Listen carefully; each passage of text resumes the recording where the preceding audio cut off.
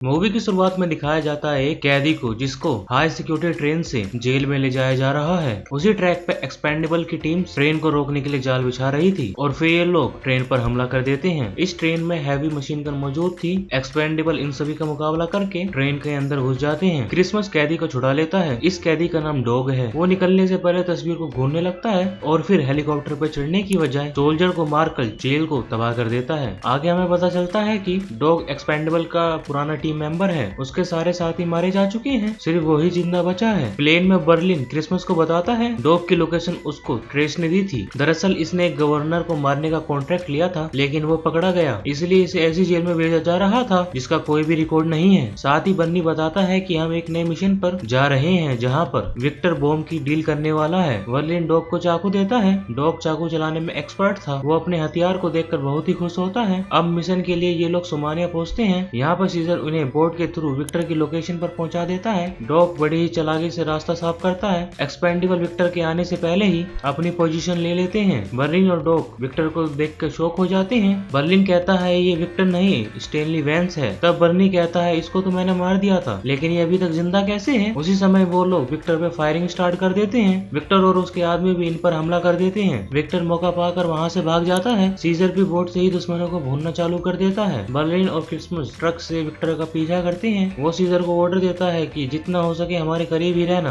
तभी scissor boat के साथ ट्रक पर जम कर देता है। बर्लिन किस्मत से कहता है यहीं पर रोक दो। जब ये तीनों गुंडों को शूट कर रहे थे तब विक्टर बर्लिन पर स्नाइपर से निशाना लगाता है, लेकिन वो बर्लिन को छोड़कर सीजर पर गोली चला देता है और साथ ही उस जगह पे एक मिसाइल भी ब्लास्ट कर देता है। इन सालों की किस्मत तब भी अच्छी होती है, साले बच जाते हैं। सीजर को हॉस्पिटल में एडमिट किया जाता है क्योंकि उसकी हालत बहुत ही ज्यादा नाजुक थी। हॉस्पिटल से बाहर निकलते वक्त बर्लिन की मुलाकात चर्च की बजाय नए CIA एजेंट से होती है। वो बर्लिन से नाराज होकर कहता है तुम्हारी वजह से विक्टर हमारी हाथों से निकल गया। दूसरी तरफ पेंटिंग की एग्जीबिशन में विक्टर एक पेंटिंग को देखकर कहता है इसमें ऐसा क्या खास बात है जो इतनी महंगी है। यही चीज मैं हर बार अपने आप से पूछता हूँ कि 10 रुपए में सिर्फ 4 ही मोमोज क्यों आते हैं, 6 से 7 क्यों नहीं। वहीं पर ही पेंटिंग का ओनर उसकी कीमत और उसकी वैल्यू बताता है। विक्टर को पेंटिंग कलेक्ट करने का बहुत शौक था। कीमत ज्यादा होने के बावजूद वो उस पेंटिंग को खरीद लेता है। अब सीन शिफ्ट होता है एक्सपेंडेबल टीम पर। यहाँ पर बर्लिन सबसे कहता है अब हम कोई भी मिशन नहीं करेंगे। मैं नहीं चाहता जो हाल सीजर का हुआ वो तुम जैसे लोंडो का भी हो। अब कोई और टीम नहीं, घर जाओ और लोंडिया पटाओ। ये कहकर वो रेस्टोरेंट से बाहर निकल जाता है। क्रिसमस उससे कहता है तुम ऐसा क्यों कर रहे हो, हम एक टीम नहीं बल्कि एक परिवार हैं। लेकिन बर्लिन नहीं मानता और वहाँ से चला जाता है। यहाँ से वो बोनापार्ट के पास जाता है और उससे एक नई टीम की डिमांड करता है जो यंग भी हो और इंटेलिजेंट भी। बोनापार्ट बर्लिन को गैंगो से मिलवाता है। वो बहुत फुर्तीला था, लेकिन ज्यादा उम्र होने की वजह से बर्लिन उसको रिजेक्ट कर देता है। गैल्गो उसे बहुत बनाता है लेकिन बात नहीं बनती। इसके बाद मैक्स बर्लिन से मिलता है और कहता है कि विक्टर की लोकेशन मिल चुकी है और इस मिशन में विक्टर को जिंदा पकड़ना होगा क्योंकि सरकार उसको सजा देगी। बर्लिन अपनी नई टीम के साथ तैयारी शुरू कर देता है। उसके पुरानी टीम के मेंबर्स नई टीम का मजाक बनाते हैं। बर्लिन उन्हें इग्नोर करके नई टीम लेकर मिशन पर निकल जाता है और इस मिशन में ट्रेक्स भी उसका साथ दे रहा था। बर्लिन का न्यू टीम मेंबर स्माइल उससे कहता है विक्टर को पकड़ने से पहले मैं उसके बारे में सब कुछ जानना चाहता हूँ। बगैर जाने में किसी का भी ऑर्डर नहीं मानूंगा। तभी बर्नी उसको विक्टर की फाइल देता है। फाइल में विक्टर के सभी काले कारनामे मौजूद थे। साथ ही स्माइल विक्टर की फोटो में उसके हाथ में एक टैटू देखता है जो सिर्फ टीम एक्सपेंडेबल के हाथ पे होता है, जहाँ उसे पता चलता है कि विक्टर कभी एक्सपेंडेबल टीम का मेंबर था, मगर पैसों के लालच में उसने धोखा दिया और उसको टीम से बाहर निकाल दिया गया। उसका असली नाम स्ट्रॉन्ग बैंक है और अब ये टीम रोमानिया पहुंच जाती है। स्ट्रॉन्ग बैंक की सिक्योरिटी बहुत ही हाई होती है, इसलिए वो छोटी छोटी चीजें नोटिस करने लगते हैं। सभी टीम मेंबर्स डिस्कस करते हैं कि स्ट्रॉन्ग बैंक को पकड़ना इतना आसान नहीं होने वाला। तभी ये लोग प्लान बनाते हैं उसको हम एक मीटिंग के दौरान पकड़ेंगे। स्ट्रॉन्ग बैंक डीलर से